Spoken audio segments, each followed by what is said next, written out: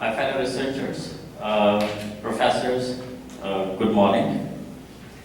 Topic of my presentation is thermodynamic modeling of carbon dioxide solubility in the blend of aminoehtylethanolamine and diethanolamine. These are the contents that I will be talking about. Background, model development, results in discussion, and ending with conclusion. We know that carbon dioxide emissions are growing with the time, and these have been a major concern, especially for global climate change these days. And currently, the concentrations in atmosphere are above 417 ppm. There are several technological options for carbon dioxide capture and conversion. I have taken some of these here. For example, if we talk about carbon capture, we have absorption using chemical and physical solvents. Similarly, we have adsorptions. There are different materials for physical and chemical adsorptions, and membrane biological option and cryogenic separations. I will talk about more mature technology, which is amine-based carbon capture technology, which is even currently available at large scale globally. But one of the major hurdles this technology have been facing is actually a cost of carbon capture per metric ton of CO2. If you see this figure, which is a recent study by one of the renowned, we can say, a group in Imperial College London, they have reported that a waste solvent should have the cost of around $26 per metric ton of CO2. But currently, all the solvents, if you see in that list, are around above or $45 per metric ton CO2. So there is still a big gap in terms of economics that need to be reduced, which normally can be achieved through optimizing solvents or introducing new solvents which have less requirement of energy for the regeneration. Aminoethanolamine is a diamine that I'll be talking about. From here onward, I will use its short name, AEA. And second amine that we have used is diethanolamine, DEA. AEA is a diamine which has two nitrogen groups. This makes it, to have a bigger capacity for carbon capture, and also it has, we can say, better kinetics in terms of CO2 absorption. A second amine that we have taken is DEA. DEA is a monoamine with an alcohol group. It has actually lower, we can say that, regeneration energy required, and also it is a lower corrosivity. There are different thermodynamic models and different approaches that can be used to estimate the carbon dioxide loading, especially speciation within that system. One approach is using the equilibrium constants, which we normally say the Kent-Eisenberg model, which is just based on the equilibrium constants, and we determine the equilibrium constants and its coefficients, and we can estimate the rough concentration of species as well as overall CO2 loading. Other approach uses excess Gibbs energy, and we have a different model of that as well. It also can predict CO2 solubility as well as species concentration. And the rigorous approach is using electrolyte models, for example, ENRTL or Juni-Track models, which has a different terms. It uses we can say that equilibrium constants. It uses local contribution of each species and each molecule ion within that system. So in our system, we have used ENRTL model. These are some of the major steps involved in the development of model. Identification of species is one of the key factors, we can say, in development of that model. and then getting equilibrium constants or determining equilibrium constants, carrying mass and charge balances, understanding varied behavior of the system, finding the initial concentration or gas values. For our system, we did not provide gas values directly, but we used actually Kent-Eisenberg model and determined the initial gas concentrations for our model. And then we have used the aminoehtylethanolamine model to determine the concentration of different species in CO2 loadings. This is the system of equations which is for AEA in water. Initially you can see the reactions of water, and then you can see a huge number of reactions for AEA because it's a diamine and it produces several carbamate species and protonated species as shown in these reactions. And in the last in equation 11 and 12 you can see the reactions of DEA, which is producing carbamate and protonated DEA. These equations have been converted into equilibrium equations. These K values show actually the equilibrium constants for each reaction in terms of concentration X and activity coefficient gamma. So we had actually 12 reactions. Here you can see 12 equations for each reaction. And then we carried out mass balance. At top you can see the DEA mole balance. Similarly you can see the AEA mass balance. And then we have the charge balance where we put positive charge values on the one side and the negative charge values on the other side to carry a charge balance. And then we also did the total mole fraction where the summation of all molar concentrations provide the value of 1. And at the end you can see the CO2 mole balance. To avoid or to bring we can say that non-ideality of the system, we also use the efficacy coefficients and activity coefficients as shown in these equations. Here you can see the AENRTL model. It actually has the 3 terms, the biochemical parameter or term, and then bond correction, and then the last term is local contribution of the species within the system. These are anions and cations. At the end you can see the detailed equation. This is the mathematical framework that we have used to solve this model. Initially I also defined the steps, but here once more I'm showing that. We need to have our input values, that is temperature, partial pressure of CO2, and amine concentration. Similarly the K values, and determining the initial concentration values, and then using ENRTL model to get a satisfactory results for the system. We put the tolerance level of 1:7, and once we are getting those results, we are stopping iteration and getting the output. If it's not meeting the criteria, the iterations will rerun. As initially told that we have like two amine systems. We can say that AEA, DEA, and their blend. These are the results of AEA. In these dots you can see the experimental data. Some of experimental data is from our own lab, and some of the experimental data has been taken from the literature. So these lines are showing our model results under different conditions. For example, at top you see that red dot and red line, which is data from the Mahmoud et al., which is published in open domain literature, and the line is at the model at 313 Kelvin, and similarly those triangle is our own experimental data of our lab. So here we can see that the model is predicting the experimental data to a good agreement. At the right side you also can see the parity plot. So overall results are around, within the deviation of 10%. These are the profiles of species concentration. At left you can see the species concentration with respect to CO2 loading.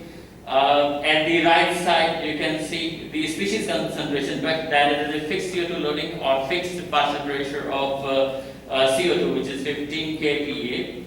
So here we can see the highest concentration for AEA species is especially for the AEA primary carbamate and protonated AEA carbamate and protonated AEA secondary carbamate. So these are some of these major species which are contributing towards the overall CO2 loading. Then these are the results of DEA. At left you can see the experimental data and the model for its validation, and at the right side you can see its parity plot. So here model is also performing well for this system. These are the results of a blended AEA and DEA, as I already mentioned that we have blended system as well. These experimental results are from our own lab. And at the right side, you can see the parity plot for experimental and model results. This graph is showing species concentration. As I have already mentioned, that there is a huge number of species, 17 species for this system, from right top to the bottom. If you can see that, from water to DEA carbamate. And this graph is at a specific blend of 15%. Here you can see the highest concentration is for again AEA primary carbamate. This graph is actually showing concentration profiles of some species and also the chemical or overall CO2 loading and also physical CO2 loading. If you can see here in that blue lines, this is actually physical CO2 loading. If we subtract the chemical species from overall CO2 loading species, then we can get the physical CO2 loading. In AEA, if you see that physical absorption starts very late, we can say around 0.9 mole of CO2 per mole of AEA. But if you talk about DEA, its physical loading starts early. This shows that the reactivity of AEA is so good as compared to DEA. But when we are blending, actually some of the amines promote the CO2 reaction, but some does not. Here in this system, you can see that there is not much promotion of especially chemical absorption. Because this line here is at 6 and this line is at here at 0.9, but the blend is, physical absorption starts before 0.6 moles of CO2 per mole of total amine.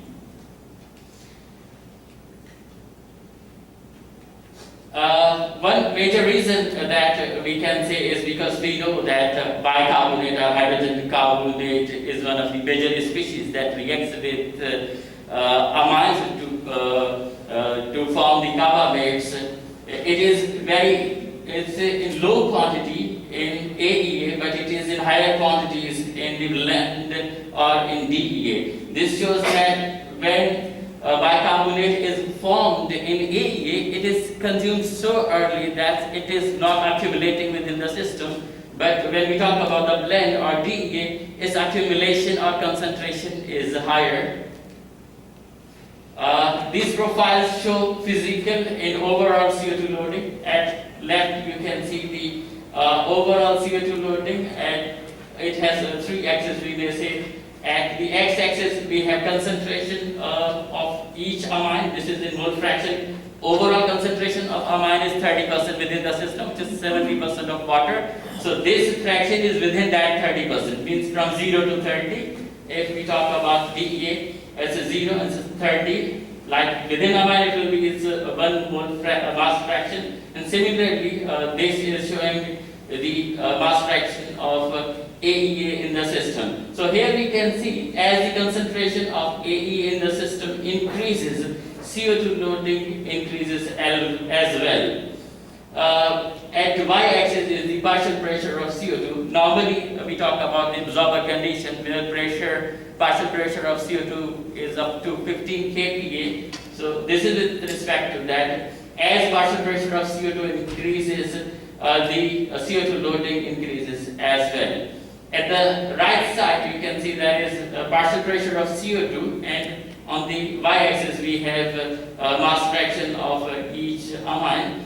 So as partial pressure increases and mass fraction of DEA increases, physical CO2 loading increases as well. This means that DEA is actually not contributing much towards chemical reaction, or we can say the rate of reaction.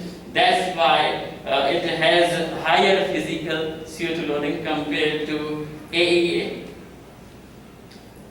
This graph is showing cyclic capacity, that is actually difference of absorption condition CO2 loading and desorption condition. At top you can see the absorption region, at lower you can see the desorption region, and in the middle you can see the CO2 cyclic capacity. So as percentage of AEA increases, CO2 absorption increases as well. And similarly, if we talk about DEA, its absorption, we can say, is lower. But when we talk about desorption of AEA is, we can say, not much higher, because this may take a higher energy or higher temperature to dissolve CO2 from AEA. But if you talk about DEA, because it easily can dissolve at lower temperature, that's why CO2 loading at desorption condition is, we can say, the lower. So that's why delta for DEA here you can see is higher as compared to when AEA is mixed with it. Similarly, there is another graph actually showing some other condition, because sometimes some researchers argue that desorption pressure, partial pressure of CO2 may not be 15 kPa as expected. This may be 100 kPa. So that graph is actually for 100 kPa 393, but this one is at 15 kPa CO2 393. This is, we can say that because we haven't seen in literature the development of activity coefficient model for AEA in DEA system. So yes, for the first time we have developed this model for AEA in DEA because of its complexity of species within it. It is, we can say, very much important. So model has actually predicted experimental results within a good agreement, and in species have also been, we can say, that determined with some decent accuracy. But we have some deviations in the model. We can say they are up to 10 or 12%. Specifically, if we talk about AEA, it has 9.9%, DEA is 10.48%, and for the black deviation is 11.91%. Thank you.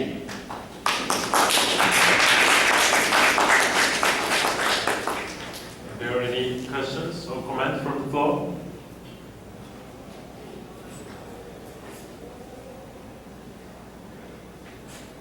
Okay. Next presentation, Dr. Ali. I am very interested in the blending. When you blend them, two different solvents, right? So here, how do you distinguish the physical absorption from the chemical absorption? Is it just like you said? Actually, if we go to the initial equations, okay, here.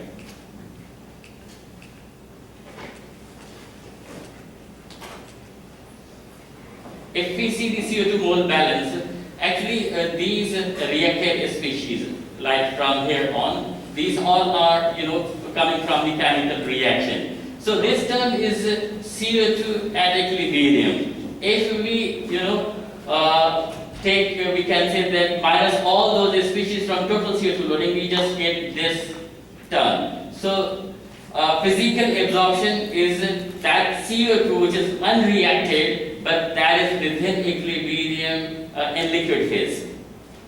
Unreacted CO2 in liquid phase. Talking about the soluble CO2? Soluble, but physically, not chemically. Because chemically, these are the species which are chemically bond with other species. For example, if you talk about this bicarbonate, carbonate, or primary or secondary protonated and unprotonated carbonate, these are species which are coming from reaction. So this species is coming without any reaction. So it is unreacted but soluble. Thank you. Please show me thanks to Dr. Ali again. Thank you.